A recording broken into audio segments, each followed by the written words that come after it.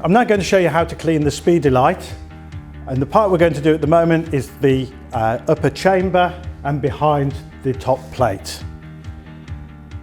This part needs to be done when the SpeeDelight is cold, and I would recommend that this is done every 2 to 3 days. The first thing we need to do is we need to use our glass saver just to place it onto the glass, and that will prevent any potential damage should we accidentally drop the top plate. On the top of the SpeeDelight, just behind the pipe here, is a small catch. We need to release that catch, which then drops down the top plate. So just gently pushing it downwards, and the top plate comes down like so. And then taking hold of the top plate, we can then pull that one out, and we can lay it flat onto the glass saver. Then just take a tea towel and just put it at the back of the machine, spray inside the chamber with some antibacterial, and then wipe with a soft cloth, making sure that we take off any loose particles, and then utilising our cloth, dry the inside of the chamber. And then if we lift the base plate up like so, you can see the removable Teflon plate. This is held into place by 4 clips. So if we release these clips like so, there's 2 at the top, 2 at the bottom, and then we can remove the Teflon plate, and that one can go through your dishwasher. It's got both sides, so we can get twice the amount of use out of it. So now we need to clean the venting chamber.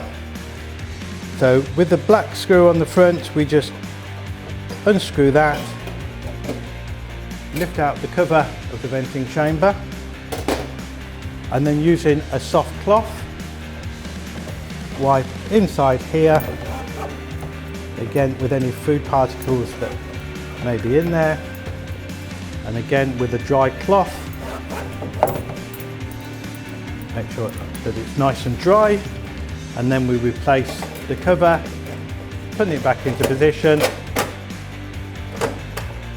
and screwing it back into place. And again, I would recommend that you do this when we clean the top chamber as well, so once every 2 to 3 days. So having removed our Teflon plate from the dishwasher, we now need to reassemble the top part of the machine.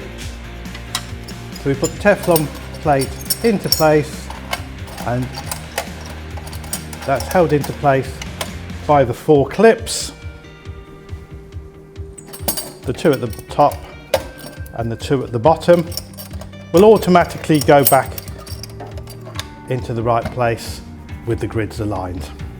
And then we need to feed this one back through into position. But before we do that, we just need to make sure that written on the front here, it actually says front, and that ensures that the top plate is going back into the right, in the right direction.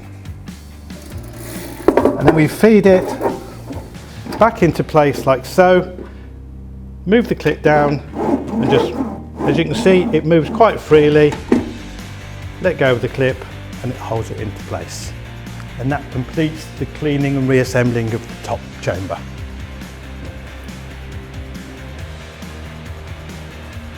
So at the end of service, or it could be during a quiet part of service, and your SpeeDelight at this point has got dirty on the glass plate here, we now need to clean that.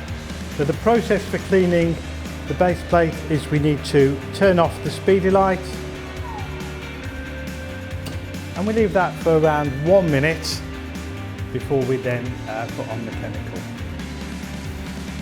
So the chemical that we recommend is the Electrolux Professional Rapid Grease, and we need to spray a little bit of this onto the base plate. Then, utilising our included accessories of our scraper and our brush, we can clean all around the base plate and around the top as well. So using the brush, we can just brush around here and make sure any bits of food debris or grease is removed. Of course, the top plate here, the Teflon plate, can be removed and put through the dishwasher.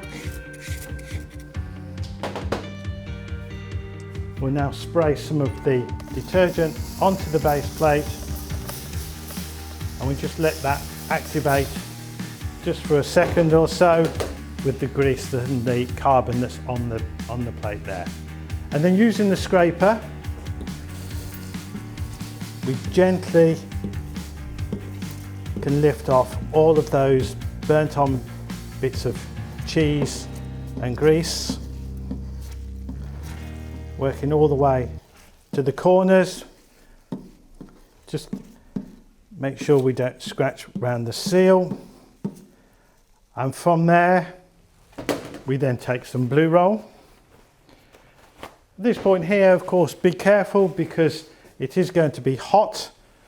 So if you need to wear some thermal gloves to do this, then by all means do so. And then using a second piece of blue roll, we now take off the remainder of the chemical. A quick polish like so. Then using a damp cloth, a wipe over like so.